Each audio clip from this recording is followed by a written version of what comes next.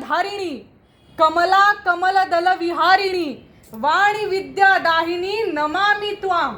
मतलब जब भारत माता का भी वर्णन हुआ तो तुम्ही दुर्गा दश प्रहरण धारिणी, वो दशभुजा देवी का अवतार बनाया।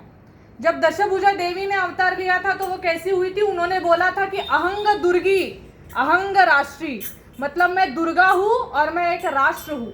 और मेरा राष्ट्र का सामर्थ्य कैसे बनता है? जब मैं हर किसी से कुछ ना कुछ लेती हूँ तो मैं एक राष्ट्र बनती हूँ। जैसे मैंने विष्णु से उसका शंख लिया है, ब्रह्मा से वेद लिए हैं, शंकर से उसकी शक्ति ली है, वैसे एक राष्ट्र का है। जब हम भारत माता को कुछ देते हैं तो वो एक राष्ट्र बनती है।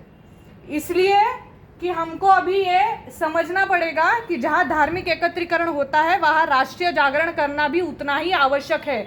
आप सबने एक भजन सुना होगा, वैसी परिस्थिति हमारे देश की है। समय कम है लंबी है मंजिल, तुम्हें तेज कदम चलना होगा, हे परम तपस्या के पथी तुम्हें नूतन पथ रचना होगा। तो नूतन पथ रच के ही हमको चारित्र निर्माण से राष्ट्र निर्माण तक कहीं ना कहीं जाना है।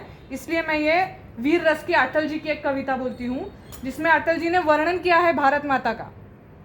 तो वो कहते हैं कि भारत कोई भूमि का टुकड़ा नहीं, एक जीता जागता राष्ट्र पुरुष है।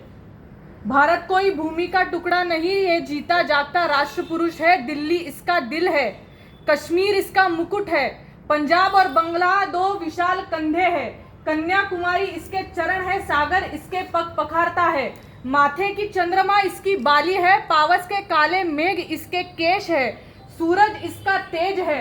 ये वंदन की धरती है, अभिनंदन की धरती है, ये अर्पण की भूमि है, ये तर्पण की भूमि है। इसकी नदी नदी हमारे लिए गंगा है, इसका कंकड़ कंकड़ हमारे लिए शंकर है। हम जिएंगे तो इस भारत के लिए और मरेंगे तो इस भारत के लिए, और मरने के बाद भी गंगा जल में बहती हुई हमारी अस्थियों को कोई कान लगाकर सुनेगा तो एक ही आवाज आएगी, भारत माता की जय। बोलो भारत माता की जय।